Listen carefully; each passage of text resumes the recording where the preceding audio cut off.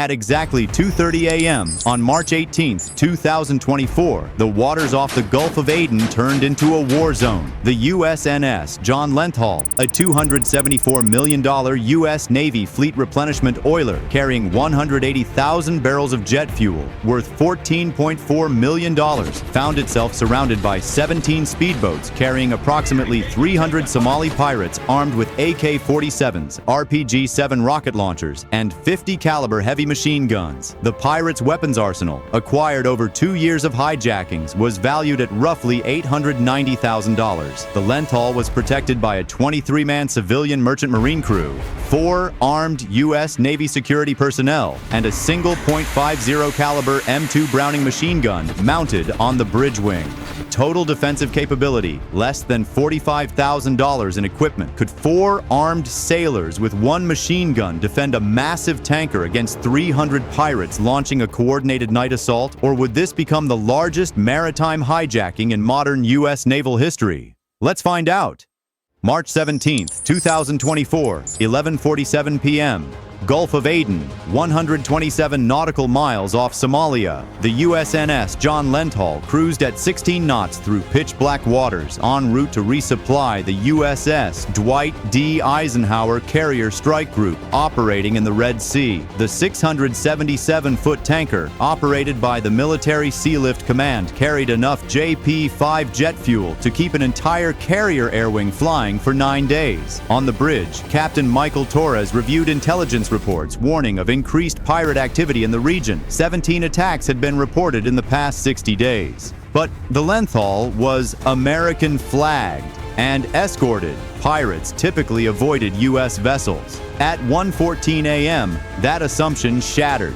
Radar operator Seaman Marcus Johnson detected multiple small contacts approaching from the Somali coast, bearing 087 degrees, range 22 nautical miles. Captain, I'm showing multiple fast movers inbound. Count is 17 contacts. Speed 35 knots. Torres grabbed his binoculars. 17 boats moving at attack speed toward a lone tanker in international waters. This wasn't coincidence. Sound general alarm. All hands to stations. Get our security team armed and on deck now. Radio the Eisenhower. Tell them we have hostile contacts inbound and request immediate air support. The alarm blared through the ship. Within 3 minutes, 4 U.S. Navy armed security personnel took positions with M4 carbines and the single-mounted .50 caliber machine gun. Against 300 pirates, it wasn't much, but it was all they had. At 2:12 a.m., the pirate fleet closed to 4 nautical miles. Torres could see them now through night vision. 17 speedboats, each carrying 15 to 20 armed men. They moved in a coordinated pattern, classic Wolfpack tactics designed to overwhelm a single target from multiple angles. The lead boat carried a crew, manning an RPG-7 launcher, 1 rocket into the fuel tanks, and the Lenthal would become a fireball visible from orbit. Sir, Eisenhower reports air support inbound. 2 FA-18 Super Hornets launching now.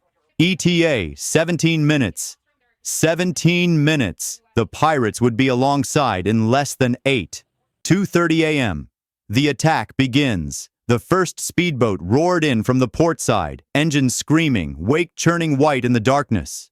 Pirates opened fire with AK-47s, muzzle flashes strobing like lightning. Bullets stitched across the Lenthal's hull, sparking off steel plating. Petty Officer James Rodriguez, manning the .50 caliber, returned fire. The heavy machine guns, distinctive thud, thud, thud, echoing across the water. Tracer rounds arced toward the speedboat. 3 pirates dropped. The boat veered away, trailing smoke. But 16 more boats closed in. Multiple contacts! Starboard side, aft quarter, everywhere. The Lenthal's crew wasn't trained for combat. They were merchant mariners, engineers, deckhands. But Torres had them ready. Fire hoses! Hit them with everything. 4 crew members unleashed high-pressure fire hoses from the deck rails, blasting 150 psi streams at approaching boats. 1 pirate boat got too close. The water blast caught its helmsman full in the face, flipping him overboard. The boat spun out of control, nearly capsizing. At 2:34 a.m., 3 boats attacked simultaneously from the stern. Pirates fired grappling hooks, trying to board the tanker's lower decks. Metal. Hookans I dam dems. clanged against railings. Ropes pulled taut. This was the nightmare scenario. Once pirates boarded a vessel this size, they could seize control within minutes. The crew had maybe 90 seconds before armed men would be on deck. Rodriguez swiveled the .50 caliber aft, firing in controlled bursts. The massive rounds punched through fiberglass hulls like paper. One speedboat's outboard engine exploded in a shower of sparks and fuel. 2 pirates jumped overboard as their boat sank. Another boat took 3 rounds through the bow and began taking on water, but the third boat made it to the hull. Pirates began climbing. Boarders aft! Boarders aft! Security team members sprinted toward the stern, firing M4s down at the climbing pirates. At point-blank range, the 5.56mm rounds were devastating. 4 pirates fell back into the water, but more kept coming. 1 pirate made it over the rail, AK-47 swinging up toward the nearest sailor. Boatswain's mate, Carlos Ruiz, swung a fire extinguisher like a baseball bat, connecting with the pirate's head. The man collapsed. Ruiz kicked the AK overboard and zip-tied the unconscious pirate's hands. The battle raged for 11 minutes that felt like hours. Pirates circled the tanker like sharks, probing for weaknesses, firing RPGs that streaked past the superstructure trailing smoke.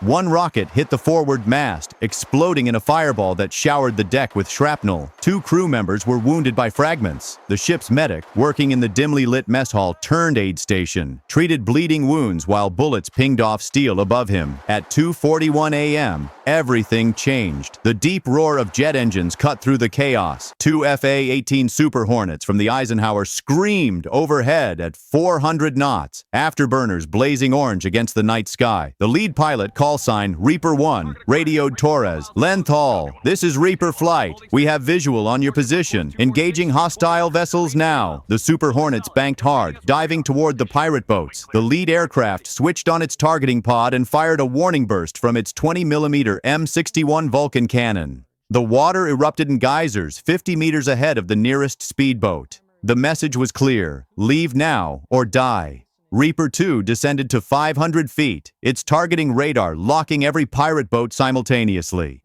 The psychological effect was instantaneous. Pirates had never faced fighter jets before. These weren't cargo ships. This was the U.S. military with air superiority. The pirate fleet broke apart. Boats scattered in every direction, engines maxed out, fleeing toward the Somali coast at 40 knots. 3 damaged boats were abandoned, their crews jumping overboard and swimming toward rescue boats. Within 4 minutes, all 17 pirate vessels had retreated beyond 12 nautical miles. The battle was over. 6 a.m. After on aftermath.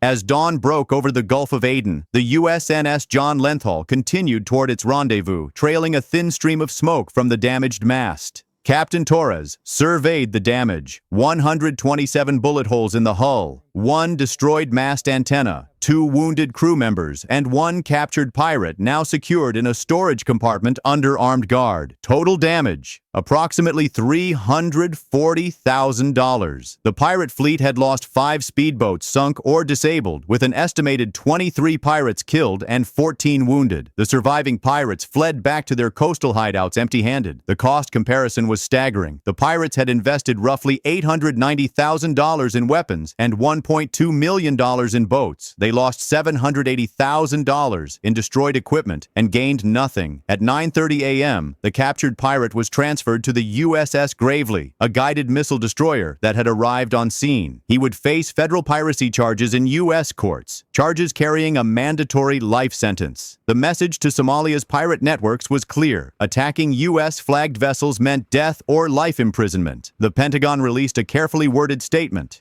U.S. Navy personnel successfully defended a military sealift command vessel from pirate attack in international waters. No U.S. casualties. The vessel sustained minor damage and continued its mission. No mention of how close it had come to disaster. The larger picture defense analysts studied the incident carefully. The Lenthal engagement proved something crucial. 4 trained personnel with minimal weapons could hold off 300 attackers if they had training, tactics, and air support. The cost ratio was extraordinary: $45,000 in defensive equipment backed by 2 $70 million fighter jets flying $50,000 worth of fuel. had defeated a $2.1 million pirate operation. But the real lesson was psychological. Somali pirates operated on calculated risk. They attacked soft targets, unarmed merchant vessels, cargo ships, fishing boats. The Lenthal proved that attacking American military vessels, even lightly armed ones, meant facing the full weight of U.S. naval and air power. After March 18th, pirate attacks on U.S. flagged ships dropped by 84% over the next 6 months. You can arm 300 men with assault rifles and rocket launchers. You can coordinate a night assault with military precision. You can outnumber your enemy 75-1. But if those 4 defenders have training, courage, and 2 FA-18s on speed dial, your numerical advantage means nothing, because modern warfare isn't about who brings more guns, it's about who controls the skies.